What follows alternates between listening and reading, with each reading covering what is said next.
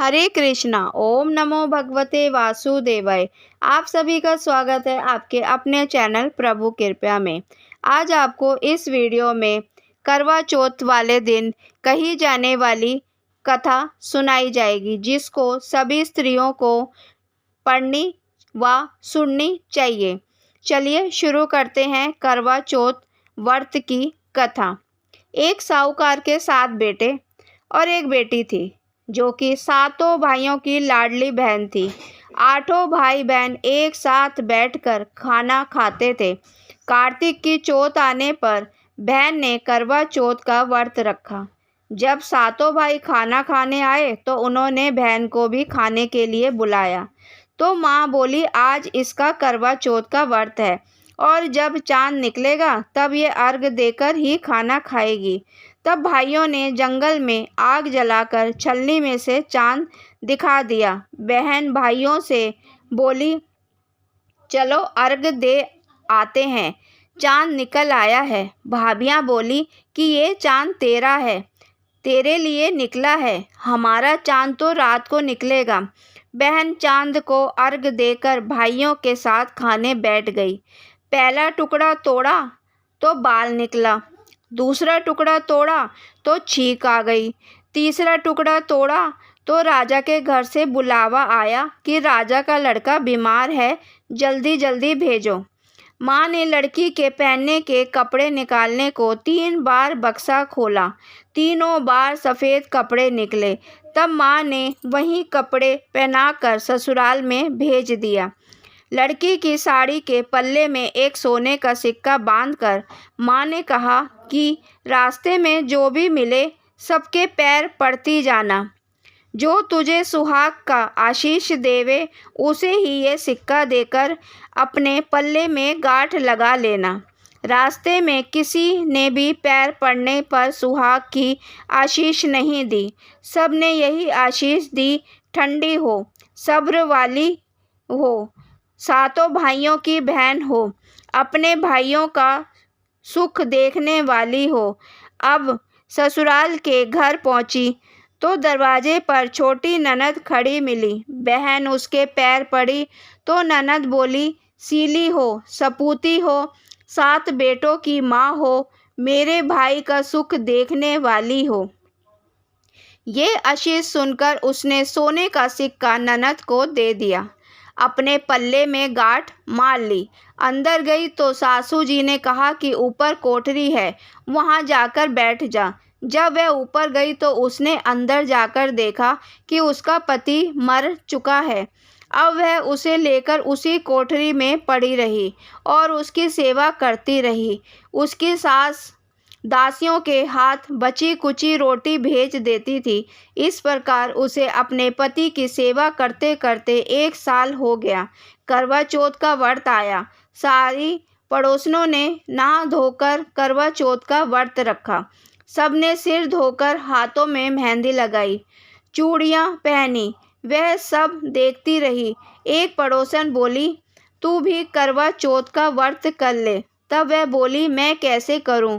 तो पड़ोसन बोली, चौथ माता की कृपा से सब ठीक हो जाएगा। पड़ोसन के कहने से बहू ने भी व्रत रखा। थोड़ी देर के बाद करवे बेचने वाली आई। करवे लो री करवे लो, भाइयों की प्यारी करवे लो, दिन में चांद उगवाने वाली करवे लो, ज़्यादा भूख लगने वाली करवे लो। बहू ने आवाज़ लगाई, ए करवे वाली, मेरे को करवे दे जा।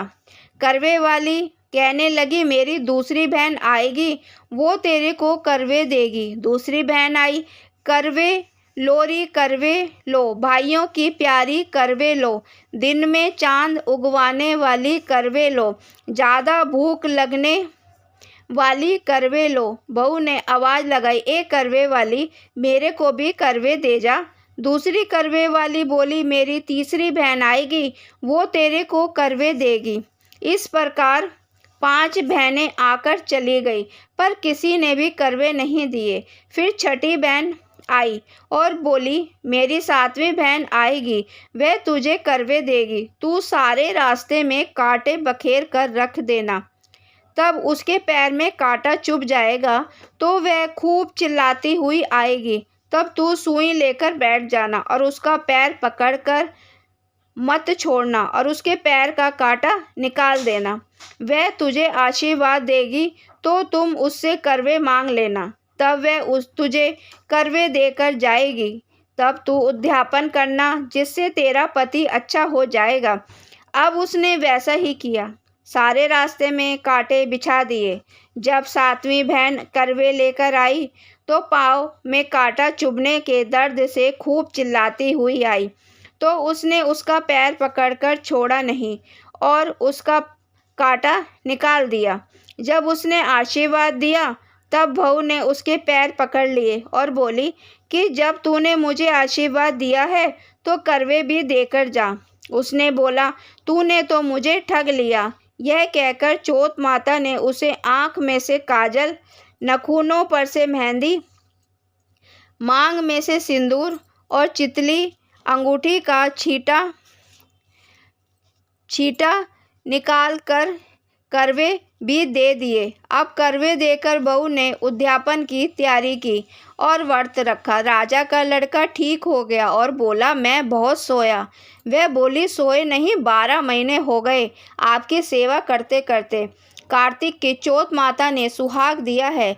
उसका पति बोला कि चौथ माता का उद्यापन करो। अब उसने चौथ माता की कहानी सुनी। उद्यापन कर खूब सारा चूरमा बनाया और जीम कर वह दोनों चौपड़ खेलने लग गए। इतने में उसकी बांदी तेल की बनी पूरी सब्जी लेकर आ गई। दोनों को खेलते खेलते देखकर सासू ने जाकर बोली, महलों में खूब रौनक है, तुम्हारे बहू बेटे चौपड़ सार खेल रहे हैं। इतनी सुनकर सास देखने के लिए आई। दोनों को देखकर बहुत खुश हुई। बहू ने सास के पैर दबाए। सास बोली, बहू सच सच बता, तूने क्या किया। उसने सारा हाल अपनी सास को बता दिया। तो राजा ने सारे शहर में ढिंढोरा पिटवाया कि अपने पति के जीवन के लिए सब बहनें करवा चौथ का व्रत रखे। पत्नी करवा चौथ को अपने पियर में नहीं, माफ़ कीजिएगा, पहली करवा चौथ को अपने पीहर में जाकर व्रत करें। जिसकी नई शादी होती है तथा पहला करवा चौथ होता है उसे अपने पीहर में जाकर पहला करवा चौथ का व्रत करना चाहिए।